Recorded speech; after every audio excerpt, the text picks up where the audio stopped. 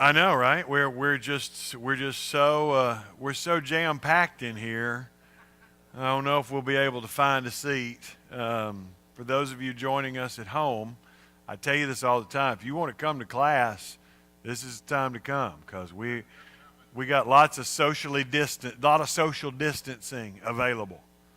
Yeah, that's true, and that because by the end of class we'll be much more full, but that's all right. We're not judging anybody. I'm just happy they're coming. And I'm happy that you're here. If you're joining us online, welcome. We are continuing our study of the life of Abraham, Isaac, and Jacob, and the covenant promises of God that travel through those generations. But this morning, I want to start just a little bit different because I want to talk about reading the Bible. Because I think sometimes we miss this, and I'm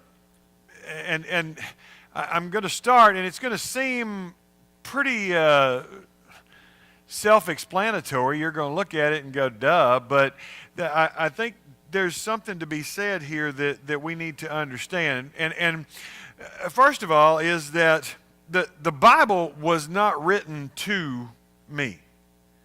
Now that's let me clarify that before you twist me up. But the Bible was written to people in a different culture, in a different place. It's applicable for me, and I believe that it is inspired and preserved by the Holy Spirit to benefit and bless and teach me. But there's a lot of things in here that on the surface, it don't make sense. I mean, if you're reading this and you come across this and you're following this along, and why are we talking about Joseph? Because it doesn't really make sense. I mean, why is Joseph important? Well, he has a good story. Well, so? I mean, a lot of times in Sunday school, we treat the Bible like this Aesop's fables or book of fairy tales, and we have all these nice little vignette fairy tales, and we pull those out and we make them into little morality tales, but that's not really what it is. If you're following this along, this is not the writer saying, be more like Abraham or be more like Isaac. That's what we make it sometimes when we preach it or teach it, but that's not really what it's about. And so as you're wandering through this, there are things in here that are cultural that don't make sense to us unless we understand the culture. Does that make sense? I mean, and that's everywhere. If someone was writing something about us, and they would understand why we do what we do based on our culture. I don't know, think of something. What's something that is cultural that somebody else might not understand? I mean, we're East Texas. There's a lot of things that... Y'all, that's right. Instead of you all, and there's y'all, and then there's all y'all, because y'all is a couple, but all y'all is a whole bunch. Howdy. Yes, ma'am. Yes, sir. I'm going to tell you all this. Can I just be honest? We may have to cut the feed on this part. I'm in the store the other day, and I won't name the retailer, but it rhymes with doll start. And I'm in this store, and now on their name tags, it has their pronouns, right? And like he, she, it, we, they.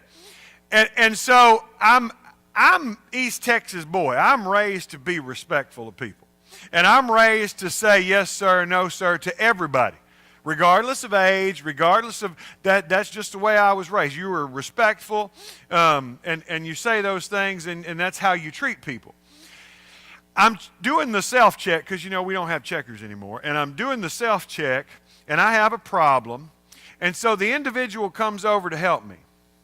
And I'm trying to walk real carefully here. Anatomically, this individual looks female, okay? There are certain indicators of female anatomy that are different than a male. but the name tag says pronouns he, him. And now I'm not here to discuss that. That's a whole different class, whole different conversation. My problem was I didn't know whether to say yes, sir, or yes, ma'am. And it really bothered me. Like I was twisted up about this for a couple of minutes because I'm regardless of your life choices and who you are, I'm still trying to be respectful to you. And I don't know how to do that in this situation. Now, maybe that's something like we're talking about. Because unfortunately, whether we like it or not, that's the culture we live in. There are things in here that are cultural that we don't understand. And one of those that has followed through in this story of Abraham, Isaac, and Jacob is birthright and blessing. Birthright and blessing. And the blessing or the privilege of the firstborn. Who is the firstborn, and how will he receive the rights and privileges that are imbued upon that privilege, upon being the firstborn? Now, culturally, we don't really in 21st century America get all into that. It's not a big deal for us. Your birth order. Nobody asks you your birth order, right? I mean, maybe I'm missing something, but it's not because I'm the firstborn. It doesn't matter to me. I don't know. But in the Bible, this is very, very important. Who is the firstborn, and how will he receive the rights and the privileges? Who will receive the father's blessing? Now, I don't know about y'all, but my dad didn't do a father's blessing on me. I didn't get that. And I don't know if that was because my dad missed something, or I think it's more because that's just not something that we do. Terry, you had your hand up. Really, in world history, only up until the last 75 years, that has been important. Terry says, I'm going to repeat this for the folks at home. Terry says that really in world history, up until the last 75 or so years, that has really been the norm. That's been the rights and the privileges of the firstborn have been a lot of has been a big importance and concern. Am I doing a fair job here? I want them to hear you, and but the answers to these questions are of great interest to both the writer and the reader in Genesis. Now, while you and I, maybe not, but the writer of Genesis and the reader of Genesis are very, very worried about who's the firstborn, how will they receive the rights and privileges, and who gets the father's blessing. Jason. So from what I've learned in the last 3 years from you in the Bible, it also matters if you're a male or a female. Absolutely. And thinking my mother's family, there were 4 girls and 1 boy, and the boy was not the firstborn. Right. As a matter of fact, my mother was, and but the boy, Uncle George, I call him, he got the inheritance or whatever. He got he was like the most privileged. Mm-hmm. Than the girls. I mean, the girls were fine too, but Uncle George, he got the business and all the other Yep. things that went along with it. And truthfully, that's the way it would have been here. If you were a female, birth order didn't matter because you weren't going to inherit anything. And your brother, if you had a brother, would inherit everything, and then his responsibility, it didn't just come with privilege, there was a responsibility. His responsibility then would have been to care for all those sisters. And whether he's the baby or whatever, didn't matter. He's the male, and so his responsibility is to be the caregiver for all of those until they are married. At such time as they are married, then that transfers to the husband, and unless they're divorced or widowed or whatever, and then it reverts back to the family of origin. She never has an opportunity to be her own person. That's in this culture. Now, I'm not saying that's what the Bible teaches. That's the culture in which it is written. Okay? Does that make sense? And if we follow this through, there's a series of curses that start out in the beginning of Genesis, 5 to be exact. In Genesis 3, the serpent is cursed, then the ground is cursed. The serpent's cursed, of course, because its role in leading Adam and Eve into sin. The ground is cursed as a result of Adam's sin. And then in Genesis 4, Cain is placed under a curse, you remember, because he took Abel's life. The curse on the land is mentioned again in chapter 5. Finally, Canaan, who is the father of the, of course, Canaanites, is cursed in chapter 9 because of his father Ham doing something, we're not really sure. Somehow he did something sinful when his father Noah was naked. We don't know whether it's he saw him naked and gossiped about it, whether there was some kind of homosexual act involved, or whether there was some kind of incestuous thing. We don't know because it doesn't tell us. We just know that Noah got drunk and was naked, and then Ham did something that caused him to be cursed. And so that's the curse. So sin has come in Genesis 3, and from that point, it's just curse after curse after curse. And so you can see as you're reading through this, there's perfection, and then the creation is perfect as God has created it, and then sin enters the picture, and from that point, there is a downward spiral. If you're reading Genesis, from chapter 3 to chapter 11, it's just getting more and more depraved, more and more messed up, more and more sinful, until it comes to chapter 12 when God says, okay, enough. I'm going to change the way this narrative is going, and I'm going to start with this guy, Abram.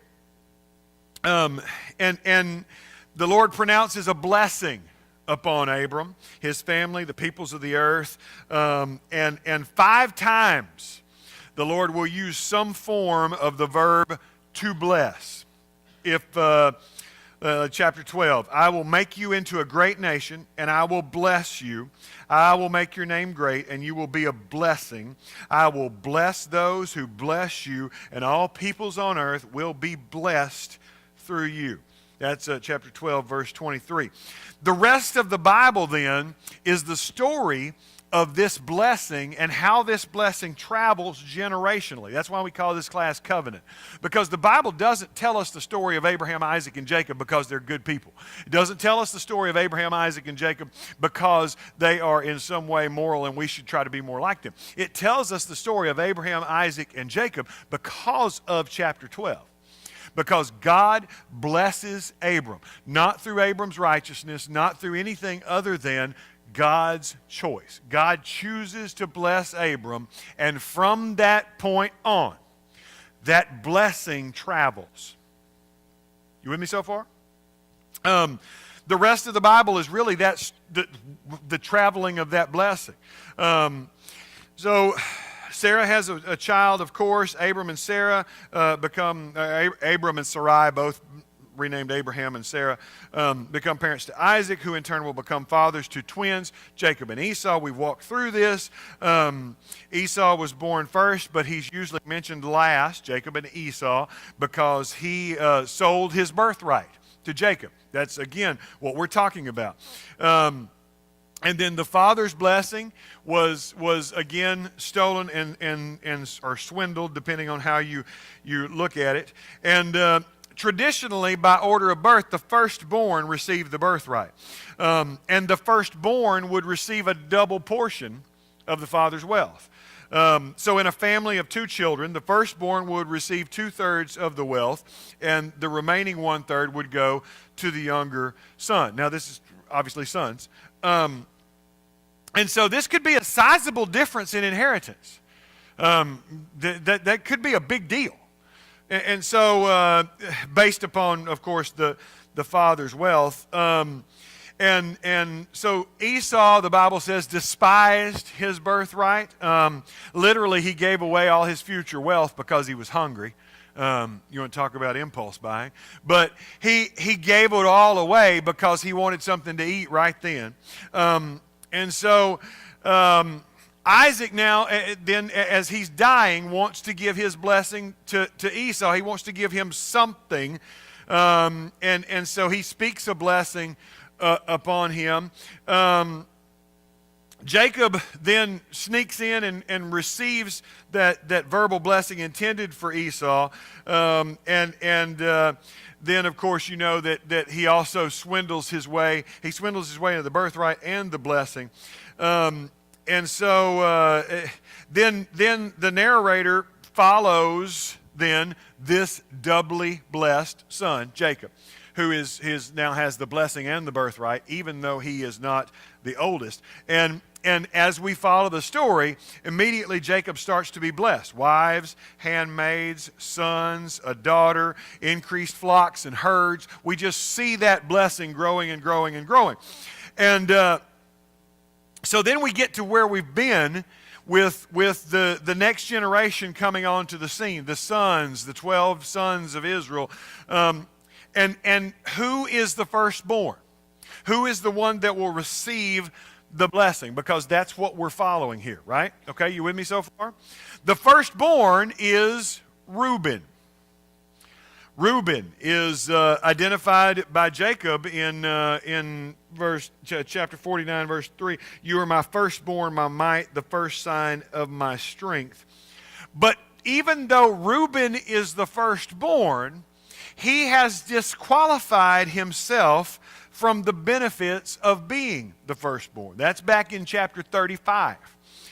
Genesis 35:22 tells us very briefly, Reuben went in and slept with his father's concubine Bilhah, and Israel, or Jacob, heard about it. So 1 Chronicles 5, if you want to look at a different take on that, verse 1 and 2 is going to give us the same event and its consequences. He was the firstborn, but when he defiled his father's marriage bed, he could not be listed in the genealogical record in accordance with his birthright. So Reuben now is disqualified because of his actions. So who does the birthright fall to next? Well, the second. Who's the second? You didn't know there was going to be a test, did you? Simeon or Levi? Which one is it? I don't remember. Simeon and Levi were born second and third. Simeon, then Levi. But what did Simeon and Levi do? Do you remember that? That's why we had the story of the rape of Dinah. Remember that story that we talked about? The whole point, not just that the rape of Dinah wasn't bad enough, but there was a reason for that story. It wasn't just a little random aside. That was how Simeon and Levi became disqualified, because of their response and how they annihilated the residents of Shechem. Remember that? We covered this. Some of you were asleep that day.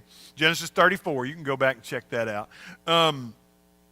Jacob responded to his sons, "You brought trouble on me by making me a stench to the Canaanites. We are few in number, and if they join forces, I and my household will be destroyed." So Reuben is disqualified. Simeon is disqualified. Levi is disqualified. So who's the fourth in line? Who's going to receive the blessing? Judah. Judah is the fourth in line. This is important because we get to Genesis 38, and at this point, this story is the one we talked about a few weeks ago. It's in the greater novel, if you will, of Joseph's life. But it takes this weird little aside, and you go, why is it telling me this? This doesn't make sense. Well, it's again following the birthright. It's following the blessing. And Judah is the one who's supposed to be having the blessing. The Judah story appears to interrupt the Joseph story, but it's really an integral part of this, because Judah is the one who should receive the blessing. If you look at it, there is a lot of shared themes. There's deception through clothing. There's a contrast between Tamar and Potiphar's wife. But it still looks like an intentional interruption of the Joseph narrative. But Judah is playing a very prominent role in this story. And this is where, when we pull things out like the Joseph story and make it a little Sunday school morality tale or a fairy tale, we miss the bigger picture. And the bigger picture is that Judah is a very important part of this. It is Genesis, with respect to Genesis 38, Judah's role can be seen as a continuation or contrast or, if you will, a more of the same or a that's more like it, a culminating in the redemption of Judah. So Judah marries, his wife conceives, gives birth to 3 sons, Onan, and Shelah. She dies, and then marries Tamar. You remember this story? We covered this a couple weeks ago. Dies according to ancient customs. Then the brother would take Tamar to provide male offspring for her. This was, again, it looks to us like a really barbaric practice, but they saw this as a blessing because Tamar she can't own property, she can't hold a job, she can't own land, she can't have any money. She is a woman, she is worthless unless she has a male son. And so because she didn't have any male sons, she is given to the brother because the brother is then supposed to provide male heirs that will not be his, they will be his brother that Tamar was married to. Judah has married off, of course, then Onan dies, and according to that custom, then Tamar should go to Shelah, the 3rd son. But this is where it gets bogged down, because Judah is, for lack of a better word, superstitious, and he's like, no, this woman's done killed 2 of my kids, I'm not giving her my 3rd one. And now, we know from reading this, there was no fault of Tamar's in this. She's just a victim just like everybody else. But for whatever reason, he is believing that she is a jinx or bad luck. And so she takes matters into her own hands. And so she dresses herself, disguises herself as a prostitute. She puts herself in a position where she can interact with Judah. Judah propositions her, not knowing who she is. And so then he goes into her, which is biblical euphemism for they sleep together. Later, when the details come out, you remember Judah says, she's more righteous than I. So, Reuben's disqualified due to sexual indiscretion. Levi and Simeon are disqualified because of their actions in violating covenantal trust. Judah is disqualified because he has sexual contact, incest with his daughter-in-law. So, who is the 5th son? Joseph. Now it makes sense. This is not just a random aside and a nice little fairy tale story. We're talking about Joseph because the birthright, the blessing, has traveled through these children and now falls on him. Joseph is born first to Jacob's one true love, Rachel. We know that story. And we won't go back in through that. And Joseph is going to save the entire family from famine. We know that because of but if you look at, and I wanted to put a slide up, but I couldn't find one that I liked. But if you look at a map of ancient Israel, there is, and the tribal distributions, there are 2 on the map that are not Jacob's sons.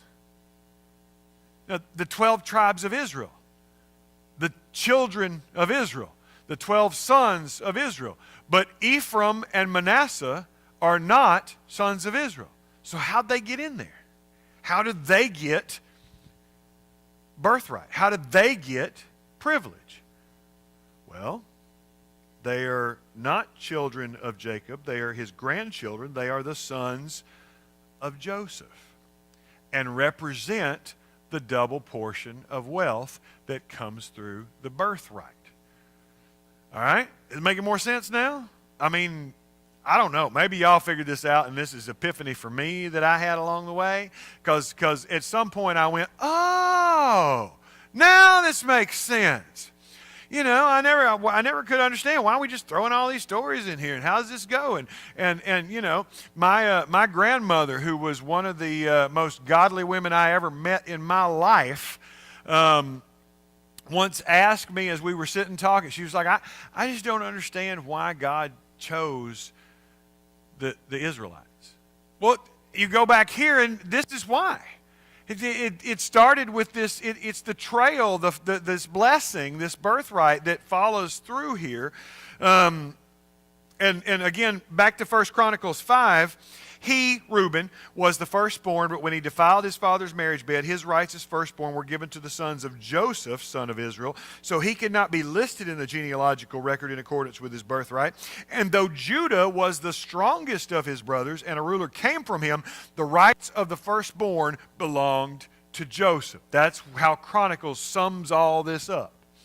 And so we get to the Joseph story. The whole point of this story that we've been walking through is to follow this birthright. And so we're at this place where the hatred of the brothers, right, led to Joseph being sold, sent to Egypt. He through his ups and downs we talked about. I'm just rehashing. We're not going to hit all that. We're just hitting high points. But through all this, then he rises to power. The brothers come, and they don't know who he is.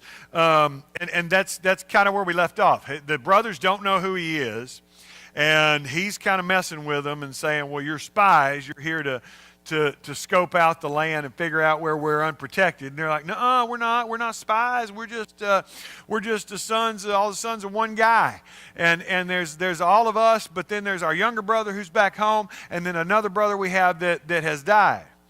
And he says, well, you know what? The only way I'm going to believe that you're not spies is you go home and you bring me back that younger brother. I'll keep one of you here. And you guys go home and bring that back. Now, we talked about a little bit last week. Is Joseph a bad guy? If you look at this, I think this is sort of a test. Now, this is, again, Jeff's opinion. This and $5 will buy you a cup of coffee. But I think this is sort of a test because he's setting them up. Are you going to go back and be honest with your dad to get the favored? Are you going to sacrifice another brother? Because that brother they're keeping, they could go back and say, oh, Dad, we were on the road and there were some wild animals got him, just like Joseph. Man, isn't that sad? And I think he's given them that opportunity. Have you changed any?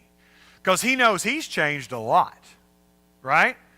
The braggadocious kid that was kind of a little bit privileged and a little bit affluent, he's been through some hard knocks now, and he's not as he's not the same guy that he was. And are they going to sacrifice this brother, or are they going to let him go? Now I say that because we see Joseph's tender heart. A couple of times when they're talking amongst themselves, they don't know that he can understand them because he's an Egyptian in their mind. And so, if a lot of times people who are bilingual will talk to one another in their own language when they think somebody else is there because they want to have an aside and not let that, you know what I'm talking about. And so that's what they're doing. They're having this conversation. I don't know whether it's in Hebrew or Aramaic. It doesn't matter. It's in a different language than what the Egyptians spoke, and they think they're having a private conversation, but Joseph knows what they're saying. And during that conversation, Reuben remembers what's happened, right? And sort of says, let's this is because of what we did to Joseph. And I'm sorry, I lost my place. I've been wandering around. And so here is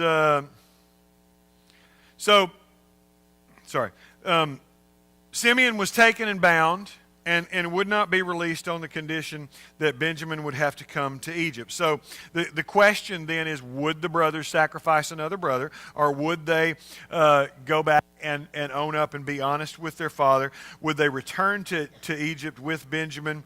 Would the animosity they felt earlier towards Joseph be rekindled now towards Benjamin? So they go home, they share all this with Dad. Dad says, I ain't sending Benjamin. Now, isn't that interesting? Because here's Jacob, and he's willing to leave Simeon there. I ain't sending Benjamin. I done lost one. You see that favored status once again, even though he's sacrificing one. And so Judah steps up and reassures his father. I myself will guarantee his safety. You can hold me personally responsible. If I do not bring him back to you and set him before you, I will bear the blame before you all my life. And so they get there, and then what happens? Benjamin ends up being once again threatened. Here's that favored son. And Joseph has kind of engineered this so that here's this opportunity now. Again, here's the favored son, the one that y'all didn't want to bring, that Dad didn't want to send, that was protected at all costs. And here's your opportunity. Dad, wasn't our fault. The Egyptians took him. I mean, the door's wide open here for them to make the same choice. And what happens? Benjamin's threatened with imprisonment. And out of everybody here, all those brothers, Judah steps up and pleads with Joseph for the freedom of Benjamin. Now, his words are spoken on behalf of his father.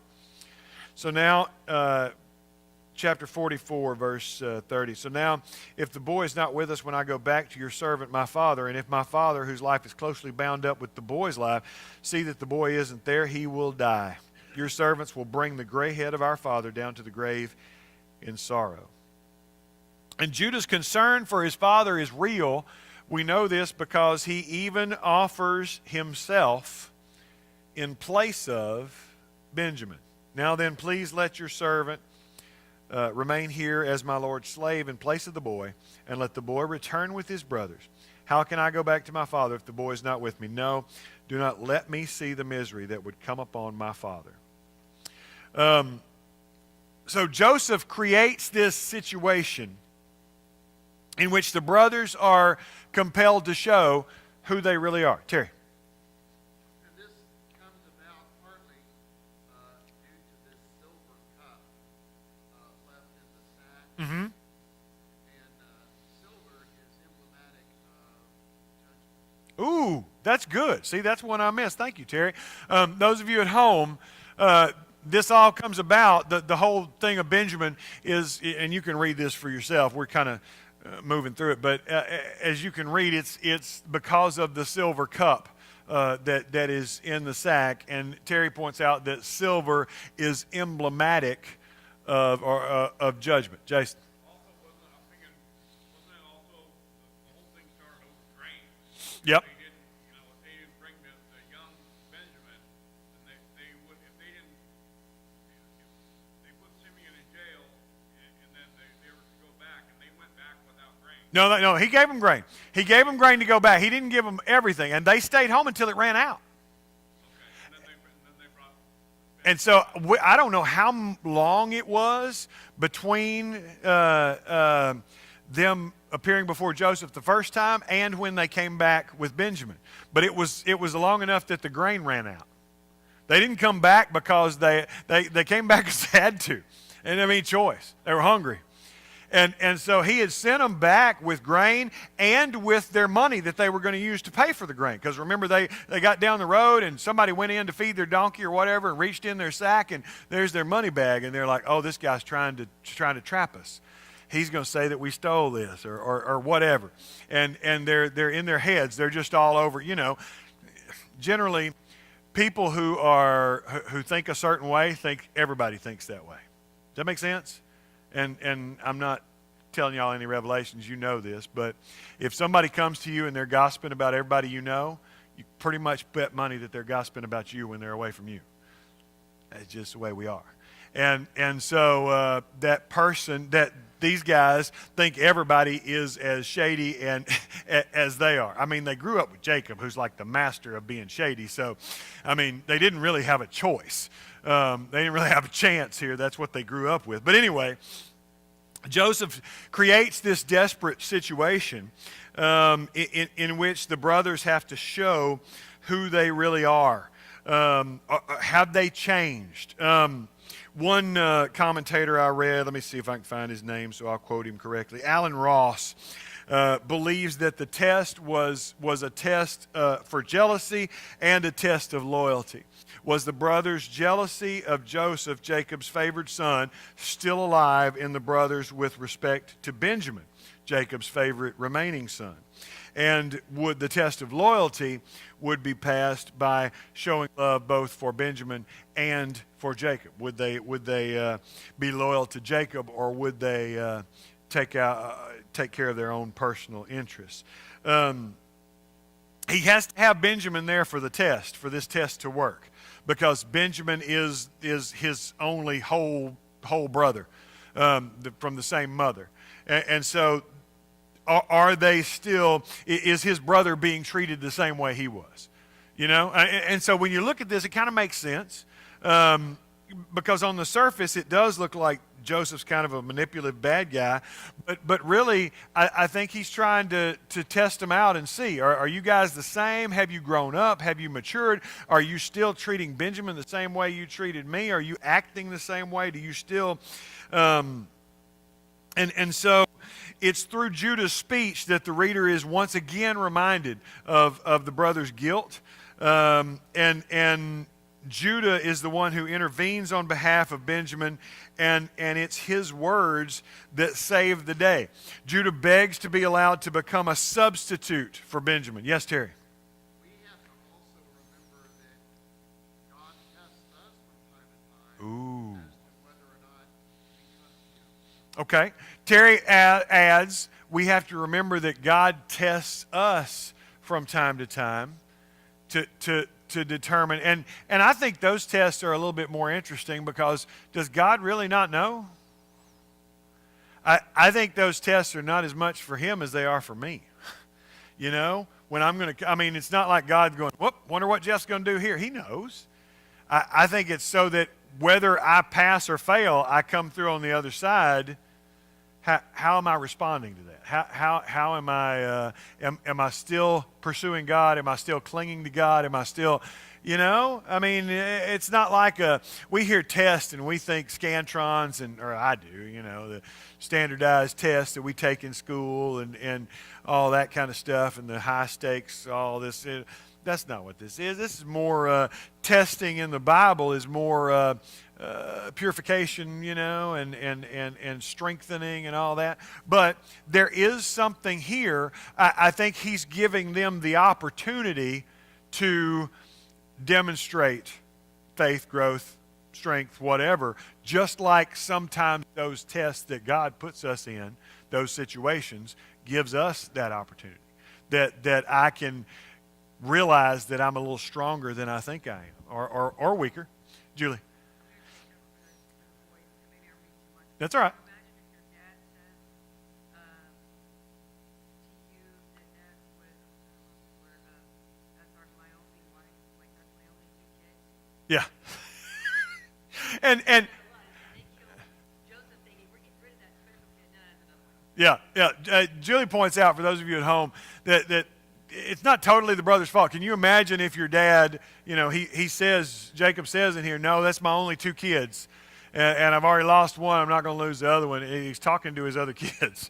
That they kind of have a case that they're these two are the only ones. They thought they got rid of the favored son, but here there's another one, and so that's and then of course Rachel's gone. That makes him even more valuable because there won't be another one after that. And like I said, Rachel is his real only true love. He's got all these other kids from his other wife that he kind of got conned into, and his handmaidens, slaves, whatever you want to call them, that kind of got shoved in there too. But so it's kind of like there's these guys that and I love them, but they're not my kids. These two are the ones that are, and so I get it. I think there's something here in the redemption of Judah, the change that God makes in somebody. This is the guy who just a few chapters earlier refused to follow the custom of the time. It wasn't Scripture at that time. It wasn't the Levitical codes didn't exist. So, but he refused to follow the custom of times. He ends up sleeping with what he thinks is a temple prostitute, a pagan prostitute. So it's not like, everybody's like, Tamar deceived him. Well, if he'd, that's, there was an old preacher when I was in Snyder. He'd been at the Baptist church for 35 years. And I asked him, how'd you do this? How do you stay in one place for 35 years? And he said, keep your heart open, your mouth closed, and your pants zipped. It's legit, because that's good advice. And you know what I'm talking. But if Judah had followed that advice, none of that would have happened. And so there's something about that. Judah is changed. He is different. He's no longer just ready to sacrifice a brother, even one that he may be jealous of. He's willing to offer himself in place of that. We know the end of this story. He doesn't. In that moment when he's offering to make himself an Egyptian slave, that's pretty good. That's, if I get the call and your brother's in jail in Mexico, I'm going to say, man, that's rough. I ain't going down there and saying, take me instead. I love my brother, but I'll try to bail him out. But I don't know if I'm being a little bit facetious, but you know what I mean. Sorry, Jason, if you're watching. He's not watching. Anyway, so he prefers to take this punishment upon himself rather than cause, it's more about his father, rather than cause his father distress again. His father's grief impacted him, I think, because he watched what happened to his dad when Joseph died. And he is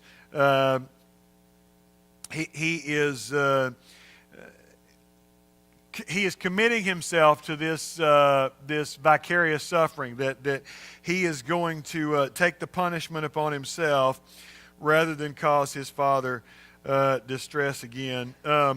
Klaus Westermann writes that the healing of a breach is possible only when there is one who is ready to take the suffering upon himself. And one of the ancient rabbis, Rabbi Friedman, creates this midrash, and this is where they kind of fictionalize. It's like little extra biblical stuff. And the rabbi, one, blessed is he, will forgive me for my sin in deceiving my father, assuring him I will bring him back to thee. That he's thinking that I don't know. That's somebody making something up. I'm sure he's thinking something, but I think there's something significant that Judah would rather bear slavery than blame, rather than bear slavery than more of that guilt that he's been living with from the time of Joseph. The transformation in Judah is every bit as miraculous as the transformation in the status of Joseph. The redemption of Judah, where he willingly offers himself as a sacrifice in order to save his brother. There's significance there. And we, of course, living on this side of the cross, see that significance. That the Lion of Judah is the one who offered himself as sacrifice for us. And so looking back, we can see how this is foreshadowing what will come centuries later, that there will be a descendant of Judah who will make that sacrifice a reality in a totally different way, but in an eternal way. And so I think because of Judah, the family has been divided, but because of Judah's self-sacrifice, the family will be reunited. And Jacob will once again Judah doesn't know this when he's doing it, but he's not only going to receive back his son that he has from Rachel, he's going to receive back both of his sons from Rachel. And that's something he never thought possible. We're out of time. I know I preached too much this time, and I apologize. We'll talk more next time, but I think there's something important in this that as we get into the New Testament and we find the New Testament writers linking Judah to Jesus in Matthew's genealogy, in the author Hebrews, in the Revelation of John, that Judah has been redeemed, and within his descendants is the one true Redeemer, the Messiah, where God blesses that. That's where we're going to leave it off for today. And so we will be back in here next week and pick that up. So thank you for your participation. Again, I'm sorry I talked too much this time. It's an occupational hazard.